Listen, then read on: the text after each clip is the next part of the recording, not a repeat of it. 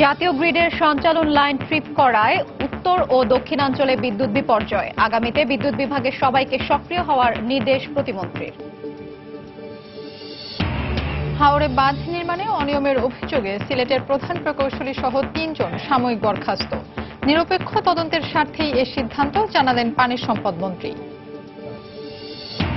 দেশের বিভিন্ন স্থানে কালবৈশাখী ঝড়ে শতাধিক বাড়িঘর বিধ্বস্ত। বন্যায় তলিয়ে যাওয়া ফসল নিয়ে দিশেহারা কৃষক। আধা পাকা ধান কাটতে বাড়তি খরচ। দেশের বৃহত্তম রাইস মিল এলাকা কুষ্টিয়ায় অস্থির চালের বাজার। মিল মালিকরা প্রতিকূল আবহাওয়ার দোহাই দিলেও খুচরা ব্যবসায়ীরা বলছেন মজুদি কারণ। এবং শেষ হলো কক্সবাজারের কলাতলী থেকে টেকনাফ পর্যন্ত মেরিন ড্রাইভ সড়কের কাজ। ৬ মে উদ্বোধন করবেন প্রধানমন্ত্রী।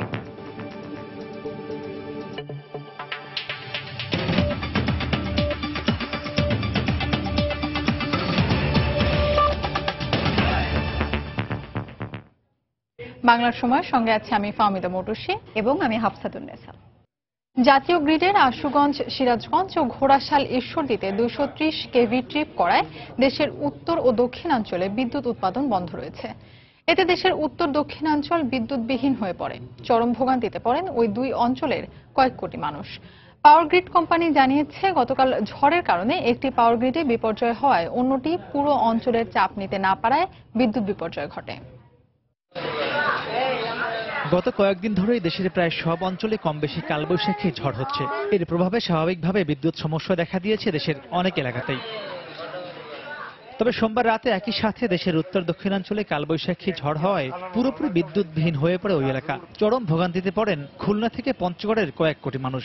আমরা অনেক কাজের অর্ডার নিচ্ছি, কিন্তু আমরা কারেন্টের অভাবে আমরা কাজগুলো সঠিক সময় ডেলিভারি করতে পারছি না। আমরা দুর্বিষহ জীবনযাপন করছি, বসে আছি, কাস্টমার আসলে প্রোডাক্ট সেল করতে পারছি না, দেখাতেও পাচ্ছি না। বিদ্যুৎ না থাকার কারণে ব্যবসা বাণিজ্য সবকিছু বন্ধ হয়ে আছে। এমনি বিদ্যুৎ বিপর্যয়, তারপরে যদি এত গরম, এটা নিয়ে এখন ধাবিশ্বাসের অবস্থা। পাওয়ার গ্রিড কোম্পানির দাবি, সোমবারের ভারী ঝড়ের কারণে আশুগঞ্জ, সিরাজগঞ্জ বিদ্যুৎ সঞ্চালক লাইনে বিপর্যয় দেখা দেয়। বিদ্যুৎবিহীন হয়ে পড়ে ওই অঞ্চলের ঘরবাড়ি ও কলকারখানা। সমস্যা উত্তরণে পাওয়ার গ্রিড কোম্পানি বাধ্য হয়ে আশুগঞ্জ, সিরাজগঞ্জ বিদ্যুৎ সঞ্চালক লাইন পরিবর্তন করে দেয় ঘোড়াশাল ঈশ্বরদী লাইনের সাথে। তবে বিশাল এই অঞ্চলের চাপ নিতে না পারায় ঘোড়াশাল ঈশ্বরদী সঞ্চালক লাইনেও বিপর্যয় ঘটে বলে জানায় পাওয়ার গ্রিড কোম্পানি। এবং এ কারণেই বিদ্যুৎ গ্রিডের ২৩০ কেভি ট্রিপ করায় পুরো উত্তর দক্ষিণাঞ্চলের সব এলাকা বিদ্যুৎবিহীন হয়ে যায়। পূর্বাঞ্চল থেকে পশ্চিমাঞ্চলে বিদ্যুৎ পাঠানোর জন্য দুইটা আমাদের ২৩০ কেভি লাইন আছে। একটা হলো আশুগঞ্জ থেকে সিরাজগঞ্জ, আরেকটা হলো ঘোড়াশাল থেকে ঈশ্বরদী। আশুগঞ্জ এলাকায় বেশ ঝড় হয়েছে, সেখানে একটা লাইন আমার ট্রিপ করে গেছে, একটা লাইনের টাওয়ার ক্ষতিগ্রস্ত হয়েছে। সেটা হলো আশুগঞ্জ সিরাজগঞ্জ লাইনের ২৩০ কেভি লাইন। সেই লাইনটা ক্ষতিগ্রস্ত হওয়াতে আজকে আমার যেই ঘোড়াশাল ঈশ্বরদী যে লাইনটা দিয়ে বিদ্যুৎ পূর্বাঞ্চল থেকে পশ্চিমাঞ্চলে যায়, সেই লাইনটা ওভারলোডের কারণে ট্রিপ করে যায় বেলা 11:30টার দিকে। ট্রিপ করে যাওয়ার ফলে আমার ওয়েস্টার্ন গ্রিড ইস্টার্ন গ্রিডের থেকে আলাদা হয়ে যায় এবং এর ফলে প্রায় সব বিদ্যুৎ কেন্দ্রগুলো বন্ধ হয়ে যায়। তো এখানে বিদ্যুতের একটা বিরাট ব্যাহতি হয়েছে। বিভিন্ন সময়ে বিপর্যয় কাটিয়ে উঠতে সব ধরনের চেষ্টা অব্যাহত আছে বলে জানিয়েছে পাওয়ার গ্রিড কোম্পানির ব্যবস্থাপনা পরিচালক। পশ্চিমাঞ্চলের যে সমস্ত বিদ্যুৎ কেন্দ্রগুলো ছিল সেগুলোকে চালু করা হচ্ছে, যাতে ওই পুরো অঞ্চলে বিদ্যুৎ চলে আসে খুব তাড়াতাড়ি। সমস্যার স্থায়ী সমাধানে পাওয়ার গ্রিড কোম্পানিকে আরো বিকল্প ব্যবস্থা গ্রহণের দাবি জানিয়েছেন ভুক্তভোগীরা। মাহমুদ রাকিব, সময় সংবাদ, ঢাকা। এই মুহূর্তে রংপুরের ধাপ এলাকায় আছেন রিপোর্টার মানিক সরকার। সেখানকার পরিস্থিতি জানতে চলে যাচ্ছি তার কাছে। মানিক সরকার। হাফসা, আপনি জানেন যে আজ বেলা প্রায় 11:20 দিকে জাতীয় গ্রিডে বিপর্যয়ের কারণে আমাদের রংপুর বিভাগ সহ, আমি যতটুকু জেনেছি আমাদের রংপুর বিভাগ সহ রাজশাহী বিভাগ প্লাস খুলনা, বরিশাল পুরো এলাকা বিদ্যুৎ বিচ্ছিন্ন হয়ে পড়ে। তো আমরা এরপরে বিভিন্ন দপ্তরে খোঁজ নিয়েছি, বিশেষ করে বিদ্যুৎ দপ্তরে খোঁজ নিয়ে জানতে পেরেছি যে তারা আমাদের জানিয়েছেন যে বিকাল নাগাদ এই সমস্যার সমাধানটা হতে পারে। কিন্তু এর আগে আজকে প্রচণ্ড গরমের মধ্যে বিশেষ করে ব্যবসা বাণিজ্য এবং শিক্ষার্থীদের, আজকে আপনি জানেন যে এইচএসসি পরীক্ষা চলছিল, এইচএসসি পরীক্ষার্থীদের প্রচণ্ড গরমে একটা নাভিশ্বাস অবস্থার সৃষ্টি হয়। এছাড়াও ব্যবসা বাণিজ্য ক্ষেত্রে বিশেষ করে যারা ইন্টারনেট কিংবা কম্পিউটার কিংবা ইলেকট্রনিক্স ব্যবসায়ীর সাথে সাথে যুক্ত তাদের মধ্যে একটা বড় রকমের সমস্যা সৃষ্টি হয়।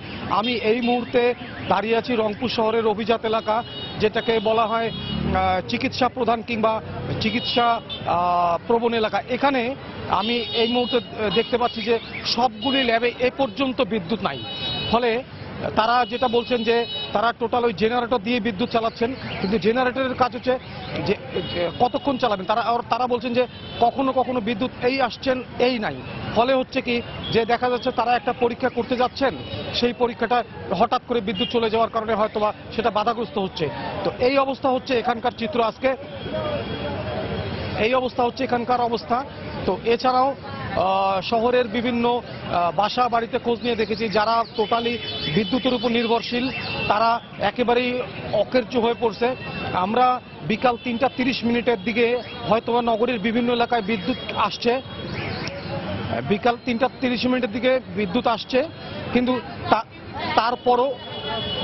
তারপরও এখন পর্যন্ত বিদ্যুৎ এখনো দেখা যাচ্ছে যে এখন প্রায় সন্ধ্যা ঘনিয়ে আসছে। এখন আমি যে এলাকায় আছি এই এলাকায় দেখা যাচ্ছে যে অধিকাংশ এলাকাতেই বিদ্যুৎ নাই। যদিও কোনো কোনো এলাকায় হয়তো বিদ্যুৎ আসছে, কিন্তু আমার এই এলাকা সহ নগরীর বিভিন্ন এলাকায় এখনো পর্যন্ত বিদ্যুৎ না থাকায় নগরবাসীকে চরম একটা ভোগান্তি কিংবা বিড়ম্বনার শিকার হতে হচ্ছে। কখন এই সমস্যার সমাধান হবে? আমি কথা বলেছি বিদ্যুৎ বিভাগের রংপুর অঞ্চলের যিনি প্রধান প্রকৌশলী SM তহিদুল ইসলামের সাথে। তিনি আমাকে জানিয়েছিলেন যে বিকাল 4টা-5টা নাগাদ হয়তো বা সে সমস্যার সমাধান হয়ে যাবে, কিন্তু এখনো দেখা যাচ্ছে যে নগরীর কোনো কোনো এলাকায় বিদ্যুৎ আছে, কোনো কোনো এলাকায় বিদ্যুৎ নাই। শেষ পর্যন্ত এটা কখন এই সমস্যার সমাধান হবে এটা আসলে সঠিকভাবে কেউই বলতে পারছে না। তো হাফসা, এই ছিল আমার কাছে রংপুরের বিদ্যুতের সবশেষ সংবাদ। রংপুর থেকে মানিক সরকার জানাচ্ছিলেন বিদ্যুৎ পরিস্থিতির সবশেষ অবস্থা। এদিকে দেশের উত্তর দক্ষিণাঞ্চলে বিদ্যুৎ বিপর্যয়ের কারণে 35 থেকে 36টি জেলার মানুষ দুর্ভোগে পড়েছেন বলে জানিয়েছেন বিদ্যুৎ প্রতিমন্ত্রী নসরুল হামিদ দীপু। এছাড়া ভবিষ্যতে যাতে এ ধরনের বিদ্যুৎ বিপর্যয় না ঘটে সেজন্য বিদ্যুৎ বিভাগের সবাইকে আরও সক্রিয় হওয়ার নির্দেশ দিয়েছেন তিনি। বিকেলে সচিবালয়ে সাংবাদিকদের সাথে কথা বলার সময় বিদ্যুৎ প্রতিমন্ত্রী এই নির্দেশ দেন। প্রায় 36টি থেকে 37টি জেলায় বিদ্যুতের সমস্যা দেখা যায় এবং অনেক জায়গায় এখনো ভালোভাবে রিস্টোর আমরা করতে পারিনি। আগামীতেও মনে হচ্ছে যে আরো সাবধানতা অবলম্বন আমরা করব, যাতে এই ধরনের কোনো অঘটন ঘটলে পরে যেন আমরা আরো দ্রুততার সাথে বিদ্যুৎ সঞ্চালন করতে পারি। সুনামগঞ্জে হাওরে বাঁধ নির্মাণে অনিয়মের অভিযোগে সিলেটের প্রধান প্রকৌশলী সহ 3 জনকে সাময়িক বরখাস্ত করেছে পানি উন্নয়ন বোর্ড। নিরপেক্ষ তদন্তের স্বার্থেই তাদের বরখাস্ত করা হয়েছে বলে জানিয়েছেন পানি সম্পদ মন্ত্রী আনিসুল ইসলাম মাহমুদ।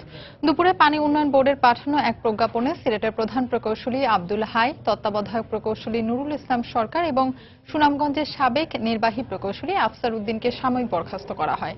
30 মার্চ উজান থেকে নেমে আসা পাহাড়ি ঢল ও অতিবৃষ্টিতে সুনামগঞ্জের বিভিন্ন হাওরের বাঁধ ভেঙে পানি প্রবেশ করে ফসলের ব্যাপক ক্ষতি হয়।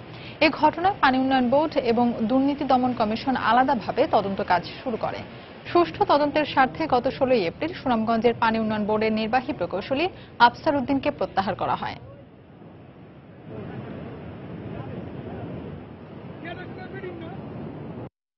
মোহাম্মদ আব্দুল হাই, প্রধান প্রকৌশলী, উত্তর পূর্বাঞ্চল, বাংলাদেশ পানি উন্নয়ন বোর্ড, ঢাকা, সিলেট। আরেকজন হচ্ছে আমাদের তত্ত্বাবধায়ক প্রকৌশলী জনাব মোহাম্মদ নুরুল ইসলাম সরকার এবং মোহাম্মদ আফসার উদ্দিন, সাবেক নির্বাহী প্রকৌশলী। আমরা সে তখন ছিল, তাকে ক্লোজ করে নিয়ে এসেছি। এই 3 জনকে আমরা তাদের উপর কোন রকম অন্যায় বা দুর্নীতির অভিযোগ এখনো প্রমাণিত হয়নি। নিরপেক্ষ তদন্তের স্বার্থে তাদেরকে সাময়িকভাবে আমরা সাসপেন্ড করা হয়েছে। হাওড়াঞ্চলে পানি নেমে গেলে ক্ষতিগ্রস্ত সড়ক মেরামত করা হবে বলে জানিয়েছেন সড়ক পরিবহন ও সেতুমন্ত্রী ওবায়দুল কাদের। সকালে সেতু ভবনে ভারতীয় হাই কমিশনার হর্ষবর্ধন শ্রীংলার সঙ্গে সৌজন্য সাক্ষাৎ শেষে সাংবাদিকদের প্রশ্নের জবাবে মন্ত্রী একথা জানান। যখন বৃষ্টির সময়, অতিবর্ষণের সময় বা ওখানে যেহেতু এটা জায়গাটা ইনআন্ডেটেড, সেজন্য ওখানে এই মুহূর্তে তো আর সড়কের কাজ করা যাবে না। যখনই কাজ করার সময় আসবে তখন এটা আমাদের মাথায় আছে। সব সংযোগ সড়ক, সব ডিলাপিডেটেড যত সড়ক আছে ক্ষতিগ্রস্ত হয়েছে সব সড়ক মেরামত করা হবে। বন্যায় ফসল তলিয়ে যাওয়ায় এখন দিশেহারা পিরোজপুর, নেত্রকোনা, নাটোর সহ বিভিন্ন জেলার কয়েক লাখ কৃষক। শ্রমিকদের অতিরিক্ত মূল্য দিয়ে তলিয়ে থাকা আধ পাকা ধান কাটতে হচ্ছে চাষিদের। এদিকে পর্যাপ্ত ত্রাণ না পাওয়ার অভিযোগ কৃষকদের। জেলা প্রতিনিধিদের পাঠানো তথ্য ও ছবি নিয়ে ডেস্ক রিপোর্ট। পিরোজপুরে প্রবল বর্ষণ ও জোয়ারের পানিতে তলিয়ে গেছে তরমুজ, ভুট্টা ও মুগ ডাল সহ নানা ধরনের ফসল। অন্যান্য বছর এ সময় 4 থেকে 5 বার চাষিরা রবি শস্যের ফসল ঘরে তুললেও এবার একবারও সম্ভব হয়নি। কৃষি বিভাগের তথ্য মতে গত কয়েকদিনের প্রাকৃতিক দুর্যোগে 7 উপজেলার 237 হেক্টর জমির ফসল ক্ষতিগ্রস্ত হয়েছে। সূর্যমুখী নষ্ট হয়েছে, মরিচ ক্ষেত গেছে, মুগ ডাল গেছে, উস্তাও গেছে, ভেন্ডিও গেছে। ইতিমধ্যে আমরা আউশ চাষে প্রণোদনা চাষ সহায়তা কৃষকের মাঝে বীজ সার আমরা অলরেডি কৃষকের মধ্যে দিয়ে দিয়েছি। নাটোরে বন্যায় তলিয়ে যাওয়া আধা পাকা ধান কাটতে গিয়ে বিপাকে পড়েছেন কৃষকরা। সিংড়া ও গুরুদাসপুর উপজেলার পচা পানিতে ধান কাটতে নেমে চর্মরোগে আক্রান্ত হচ্ছেন তারা। এছাড়া ধান কাটার কাজে অতিরিক্ত পারিশ্রমিক দিতে গিয়ে হিমশিম খেতে হচ্ছে। এই অবস্থায় সরকারি সহায়তার দাবি ক্ষতিগ্রস্তদের। পানি পচে যাওয়ার পরে মনে করেন যে ধান কাটতে লাগলে হাত পা ঘা পচরা হচ্ছে, এই জন্য মনে করেন যে 300 টাকার কামলা 600 টাকা। ক্ষতি পোষায় ওঠার জন্য আগামীতে আমরা সরকারের কাছে আবেদন করব কৃষকদের যাতে উন্নত মানের বীজ এবং সার সহযোগিতা দিয়ে তাদেরকে আবার পুনরায় নতুন করে করার সুযোগ দেয়। পাহাড়ি ঢলে নেত্রকোনায় হাওড়াঞ্চলের বিস্তীর্ণ ফসলি জমি এখনো তলিয়ে আছে। দুর্ভোগে থাকা ক্ষতিগ্রস্ত কৃষকদের অভিযোগ পর্যাপ্ত ত্রাণ পাচ্ছেন না তারা। এই অবস্থায় দুর্গত এলাকায় ত্রাণ দেওয়ার জন্য মনিটরিং বাড়ানো হয়েছে বলে জানান জেলা প্রশাসক। শতকরা 30 জন পাইতেছে, 70 জন মানুষ পাইতেছে। যতগুলো চেয়ারম্যান মেম্বার আছে, নেতা কর্মী আছে, প্রত্যেকটা একটা লিস্ট করেছে টাকার বিনিময়ে। বিতরণের যাতে কোনো ধরনের কোনো অনিয়ম না হয় সেই কারণে আমরা প্রতিটি বিতরণ কেন্দ্রে আমাদের ট্যাগ অফিসার আছে, ম্যাজিস্ট্রেটগণ তারা বিতরণ কার্যক্রম পর্যবেক্ষণ করছে। এছাড়া হবিগঞ্জে বন্যায় দুর্গত কৃষকদের মাঝে ত্রাণ বিতরণ শুরু হয়েছে। জেলার 29,000 কৃষককে আগামী 3 মাস ভিজিএফ এর চাল দেওয়া হবে বলে জানিয়েছে জেলা প্রশাসন। ফেরদৌস নির্ঝর, সময় সংবাদ। বরিশাল, চুয়াডাঙ্গা সহ দেশের বিভিন্ন এলাকায় কালবৈশাখী ঝড়ে ব্যাপক ক্ষয়ক্ষতি হয়েছে। ভেঙে গেছে ঘরবাড়ি, গাছপালা এবং বিদ্যুতের খুঁটি। গতরাতে বরিশালে ঘন্টায় 92 কিলোমিটার বেগে ঝড় বয়ে যায়। এতে বিভিন্ন স্থানে গাছপালা ভেঙে পড়ে। বিদ্যুতের তার ছিঁড়ে পড়ায় সংযোগ বিচ্ছিন্ন হয়ে যায়। নগরীর দক্ষিণ আলেকান্দার খান সড়ক এলাকা এখনও বিদ্যুৎহীন। 2 ঘণ্টাব্যাপী কালবৈশাখী ঝড়ে ভৈরবের বিভিন্ন শিক্ষা প্রতিষ্ঠান সহ শতাধিক ঘরবাড়ি বিধ্বস্ত হয়েছে। এ সময় ঝড়ের কবলে পড়ে 1 জন নিহত ও 10 জন আহত হয়েছেন। চুয়াডাঙ্গায় কালবৈশাখীর তাণ্ডবে 2 শতাধিক ঘরবাড়ি ভেঙে গেছে। গতরাতে চুয়াডাঙ্গা সদর সহ 4 উপজেলার উপর দিয়ে ঝড় বয়ে যায়। এতে গাছপালা, বিদ্যুৎ ও টেলিফোন লাইনের খুঁটি ভেঙে ব্যাহত হয় সড়ক যোগাযোগ। এছাড়া ধান ও ভুট্টা সহ অন্যান্য ফসলেরও ব্যাপক ক্ষতি হয়। বাংলার সময় আরো থাকছে। শরীয়তপুরে নিষেধাজ্ঞা অমান্য করে সেতুর ওপর উঠে নিষ্পাপ শিশুকে চাপা দিল ট্রলি। স্বজনদের বিক্ষোভ, যান চলাচল বাধা।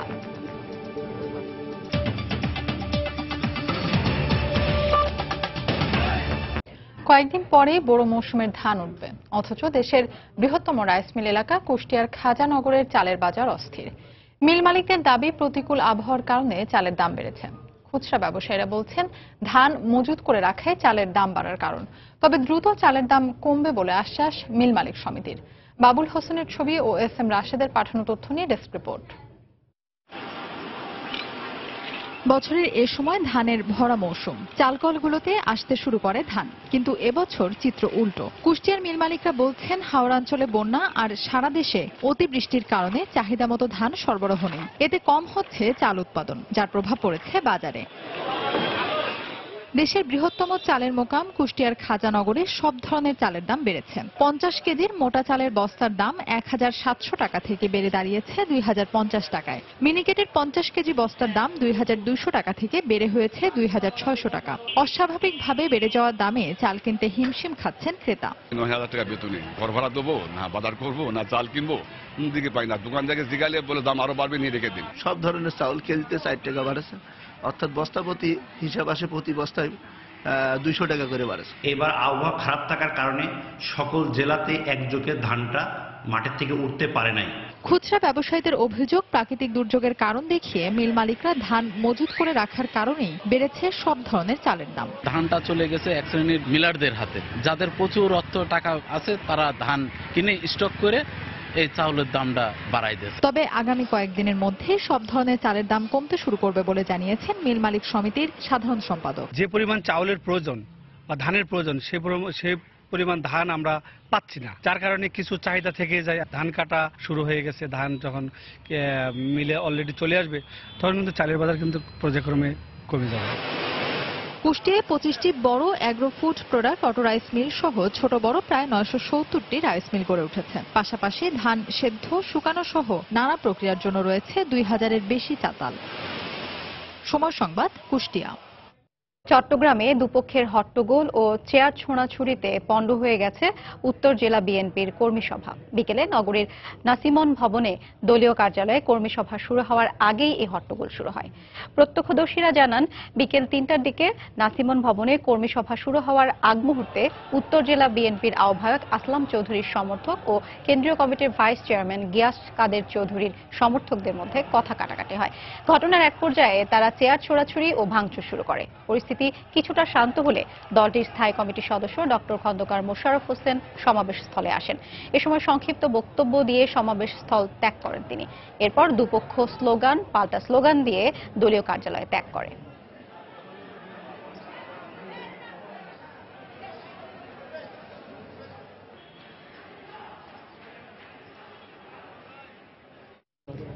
শরীয়তপুরে নিয়ম অমান্য করে সেতুতে ঘাতক চালকের ট্রলি তুলে দেওয়ার খেসারত দিতে হচ্ছে শিশু সানজিদাকে।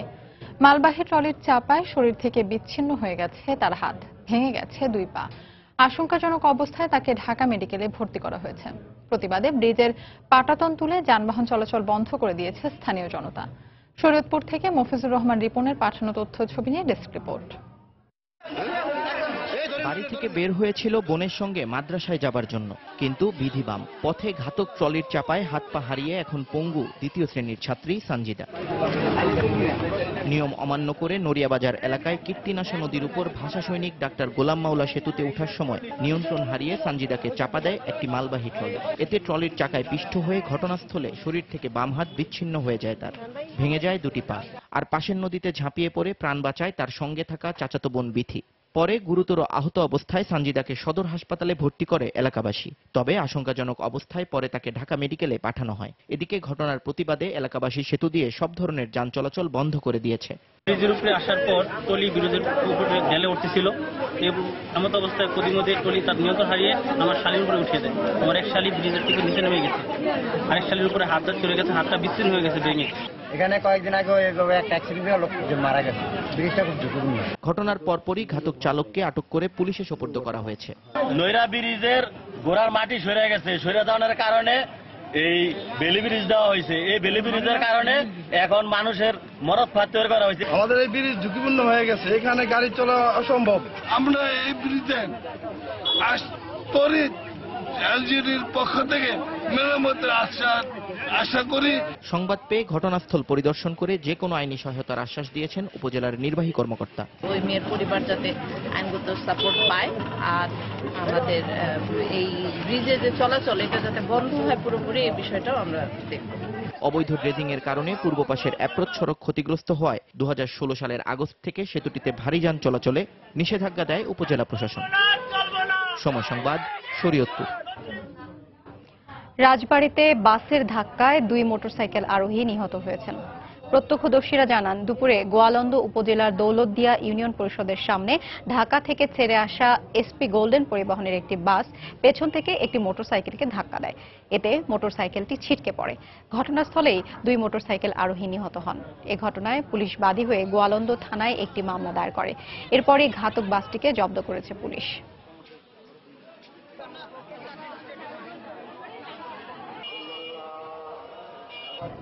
চাঁদপুরে একটি ডোবা থেকে মকসুদ নামে এক কিশোরের লাশ উদ্ধার করেছে পুলিশ। সকালে ফরিদগঞ্জের মিরপুর গ্রামের নিজ বাড়ির পাশের ডোবা থেকে তার লাশ উদ্ধার করা হয়।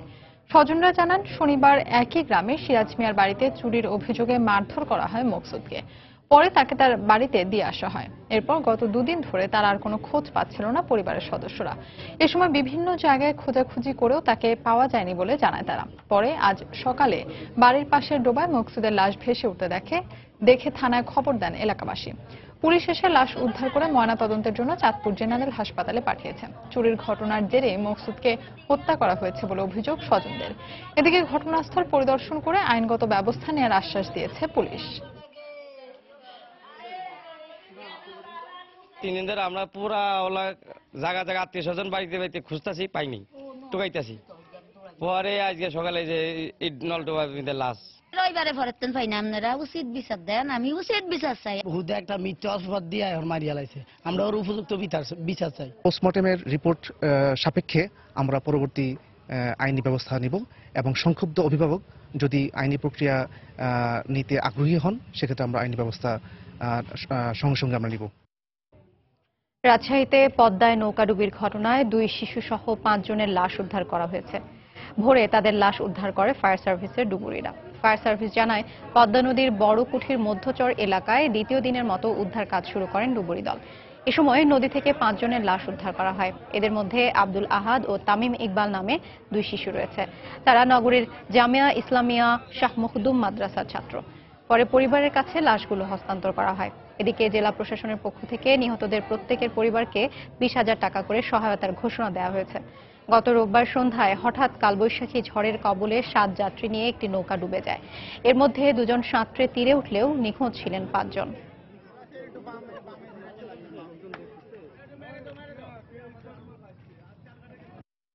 আমার ছেলেকে বলেছিল যে যাবো আর চলে আসবো, হুজুরকে তো বলিনি, বলে আসেনি, যাবো আর চলে আসবো, তাই বলে এসে ছেলেকে এগুলো নিয়ে গেছে। 2 পিচ্ছি আবার উপরে চিল্লা হঠাৎ করে, ওই 2 পিচ্ছিকে আনতে যাই হঠাৎ করে ঝড় শুরু হয়ে গেল।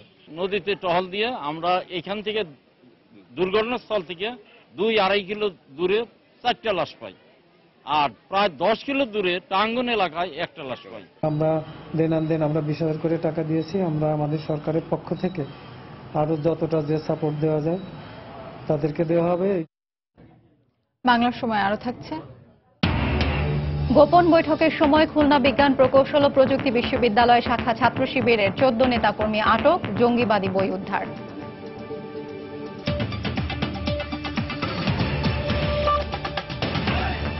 অবশেষে শেষ হয়েছে কক্সবাজার শহরের কলাতলী থেকে টেকনাফ পর্যন্ত 80 কিলোমিটার দীর্ঘ মেরিন ড্রাইভ সড়কের কাজ। 6 মে প্রধানমন্ত্রী শেখ হাসিনার উদ্বোধনের মাধ্যমে উন্মুক্ত হবে স্বপ্নের এই সড়ক। সংশ্লিষ্টরা বলছেন, মেরিন ড্রাইভ সড়কের মাধ্যমে খুলে যাবে সম্ভাবনাময় পর্যটনের অবারিত দুয়ার। সুজাউদ্দিন রুবেলের তথ্য ও মোহাম্মদ ফরাজের ছবি নিয়ে ডেস্ক রিপোর্ট। একপাশে সবুজের সমারোহ নিয়ে উঁচু পাহাড় আর অপর পাশে উত্তাল সমুদ্রের ঢেউ আছড়ে পড়ছে বালিয়াড়ির বুকে। এ দুয়ের বুক চিরে সুপ্রশস্ত পিচ ঢালা পথ। এটি বিশ্বের দীর্ঘতম সমুদ্র সৈকতের কোল ঘেঁষে উদ্বোধনের অপেক্ষায় থাকা কক্সবাজার টেকনাফ মেরিন ড্রাইভ সড়ক। নানা জটিলতায় 1998 সালে শুরু হওয়া মেরিন ড্রাইভ প্রকল্পের কাজ শেষ হতে পার হয়ে যায় দীর্ঘ সময়। সম্প্রতি সেনাবাহিনীর 16 ইসিবির তত্ত্বাবধানে শেষ হয় সড়কটির নির্মাণ কাজ।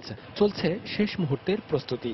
স্থানীয়রা বলছেন, সড়কটি উদ্বোধনের মাধ্যমে খুলবে পর্যটনের নতুন দুয়ার।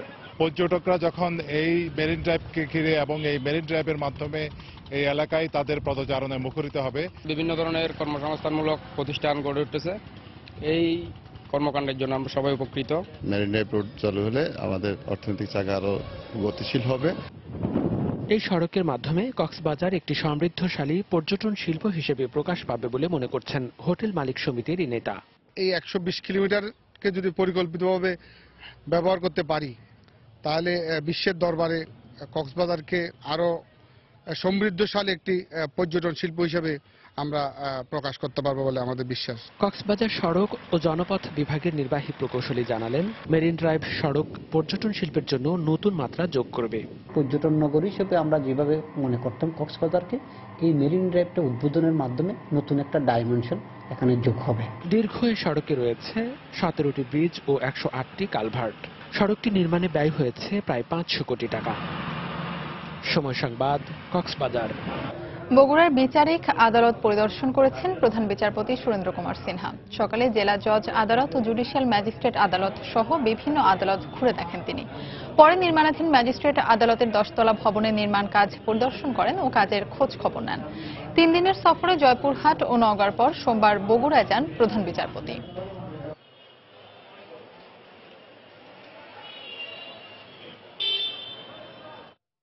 খুলনা বিজ্ঞান প্রকৌশল ও প্রযুক্তি বিশ্ববিদ্যালয় শাখা ছাত্র শিবিরের 14 নেতাকর্মীকে আটক করা হয়েছে। পুলিশ জানায়, সকালে বিশ্ববিদ্যালয়ে নির্মাণাধীন একটি ভবনের মধ্যে শিবির নেতাকর্মীরা বৈঠক করছিল। এ সময় কিছু ছাত্র তাদের ঘিরে ফেলে এবং পুলিশে খবর দেয়। পরে ঘটনাস্থলে পৌঁছে তাদের আটক করে পুলিশ। এ সময় তাদের কাছ থেকে বেশ কিছু জঙ্গিবাদী বই উদ্ধার করা হয়।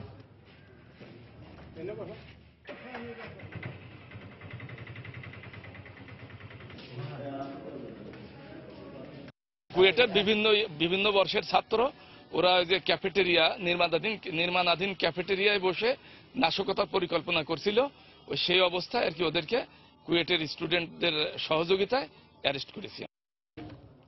গাজীপুরে বিশেষ ক্ষমতা আইনের মামলায় বিএনপির senior vice chairman Tarique Rahman সহ 9 জনের বিরুদ্ধে গ্রেফতারি পরোয়ানা জারি করেছেন আদালত। দুপুরে অতিরিক্ত জেলা ও দায়রা জজ আদালতের বিচারক মোহাম্মদ ফজলে এলাহি ভুইয়া এ আদেশ দেন।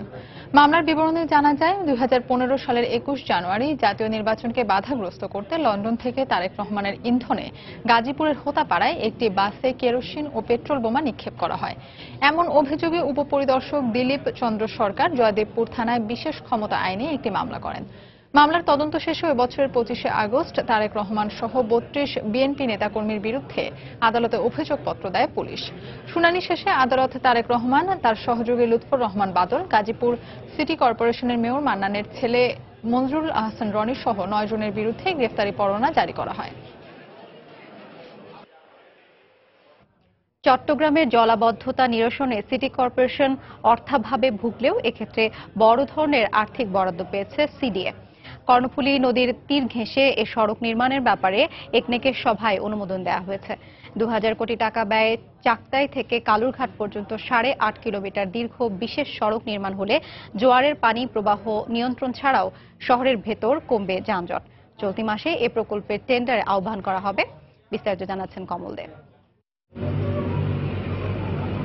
যুগের পর যুগ চট্টগ্রামের দুঃখ হিসেবে পরিচিতি পেয়ে আসছে চাকতাই খাল। দখল এবং ভরাটের কবলে পড়ে এ খাল দিয়ে কর্ণফুলী নদী থেকে জোয়ারের পানি প্রবেশের পর আর তা বের হতে পারে না। ফলে বাণিজ্যিক প্রাণ কেন্দ্র চাকতাই, খাতুনগঞ্জ, আসাদগঞ্জ হয়ে বৃহত্তর বাকলি এলাকায় স্থায়ী জলাবদ্ধতার সৃষ্টি হয়। এমনকি বৃষ্টি না হলেও জোয়ারের পানিতে তলিয়ে গত 2 বছরে ক্ষতি হয়েছে প্রায় 1000 কোটি টাকার ভোগ্যপণ্য।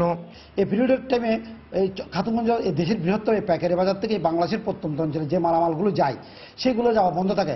সেই সময় ব্যবসায়ীগুলো অন্য জায়গা থেকে মাল কালেক্ট করে। এটা খাতুনগঞ্জের ঐতিহ্যবাহী ব্যবসায়ীদের একটা চরম ক্ষতি। এই অবস্থায় নগরীর জলাবদ্ধতা নিরসনে 1978 কোটি টাকা খরচ করে 8.5 কিলোমিটার দীর্ঘ বিশেষ সড়ক নির্মাণের প্রকল্প একনেক অনুমোদন দিয়েছে। রাস্তার নিচে হবে 250 ফিট, উচ্চতা হবে 24 ফিট, আর রাস্তা হবে 80 ফিট। এখন আর শহর হয়ে ঢাকামুখী হতে হবে না, সেটা সামান্য ব্রিজ হোক আর কালুয়ার ব্রিজ হোক, যেখান থেকে ঢুকুক শহরকে বাইপাস করে শহরে না ঢুকে তারা ঢাকামুখী হতে পারবে। চাকতাখাল থেকে শুরু হয়ে কর্ণফুলী নদীর তীর ঘেঁষে এই সড়ক শেষ হবে কালুরঘাট সেতুতে। এতে জোয়ারের পানি প্রবেশ ঠেকাতে ও পানি বের করার ব্যবস্থা থাকবে। এই জোয়ার ভাটার ফলে আমাদের যে মাঝে মাঝে যে জলাবদ্ধতার সমস্যাটা হয়, জলাবদ্ধতা কাটে না, এই সমস্যাটা কিন্তু এইসব নেভিগেশন গেট বা এই স্লুইস গেটের মাধ্যমে নিয়ন্ত্রণ করা যাবে। নগরীর জলাবদ্ধতা নিরসনের দায়িত্ব সিটি কর্পোরেশনের, অথচ অর্থের অভাবে কোনো পরিকল্পনাই করতে পারছে না বলে মনে করেন এই নগর পরিকল্পনাবিদ। চট্টগ্রাম উন্নয়ন কর্তৃপক্ষ করতে পারবে না কথাটি এমন নয়, কিন্তু তারা উন্নয়ন কাজে এত বেশি মনোনিবেশ করছে, পরিকল্পনা এবং তার নিয়ন্ত্রণ এই বিষয়টির দিকে তাদের কাজগুলি শিথিল হয়ে যাচ্ছে। 60 বর্গমাইলের বন্দরনগরীতে ছোট বড় খাল রয়েছে 30টি। এর মধ্যে চাকতাই এবং রাজাখালী খাল সহ 15টি খালের অবস্থান হলো প্রস্তাবিত বিশেষ সড়ককে ঘিরে। কমল দে, সময় সংবাদ, চট্টগ্রাম। নাটোরে পুলিশের বাধায় বিএনপির মতবিনিময় সভা পণ্ড হয়ে গেছে বলে অভিযোগ করেছেন দলটির নেতারা। দলীয় কার্যালয়ে প্রবেশ করতে দেওয়া হয়নি বলেও জানান তারা। জেলা বিএনপির সাধারণ সম্পাদক জানান, কেন্দ্রীয় বিএনপির যুগ্ম সম্পাদক খায়রুল কবিরের উপস্থিতিতে বিএনপির কর্মী সমাবেশ অনুষ্ঠিত হওয়ার কথা ছিল, কিন্তু সকাল 8টা থেকেই দলীয় কার্যালয়ের সামনে পুলিশ অবস্থান নেয়। এ সময় সেখানে কাউকে প্রবেশ করতে দেওয়া হয়নি বলে অভিযোগ করেন নেতাকর্মীরা। এছাড়া দলীয় কার্যালয়ের ভেতরে থাকা নেতাকর্মীদের বের করে দেওয়া হয় বলেও জানান তারা। গাজীপুরে 2000 আবাসিক অবৈধ গ্যাস সংযোগ বিচ্ছিন্ন করেছে তিতাস কর্তৃপক্ষ। দুপুরে কালিয়াকৈরে এসব অবৈধ সংযোগ বিচ্ছিন্ন করা হয়। তিতাস কর্তৃপক্ষ জানায়, নিয়মিত অভিযানের অংশ হিসেবে মৌচাক তেলিপাড়ার 5 কিলোমিটার এলাকার আবাসিক গ্যাস সংযোগ বিচ্ছিন্ন করা হয়। এ সময় বিপুল পরিমাণ রাইজার ও 1000 ফুট পাইপ জব্দ করা হয়। এদিকে অবৈধ গ্যাস সংযোগ শনাক্ত ও বিচ্ছিন্ন করার এ অভিযান অব্যাহত থাকবে বলে জানিয়েছে তিতাস কর্তৃপক্ষ।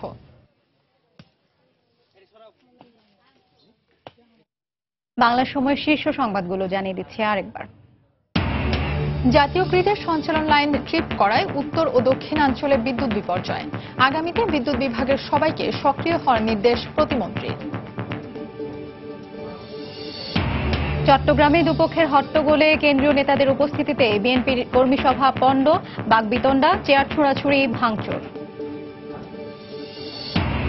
হাওড়ে বাঁধ নির্মাণে অনিয়মের অভিযোগে সিলেটের প্রধান প্রকৌশলী সহ 3 জন সাময়িক বরখাস্ত।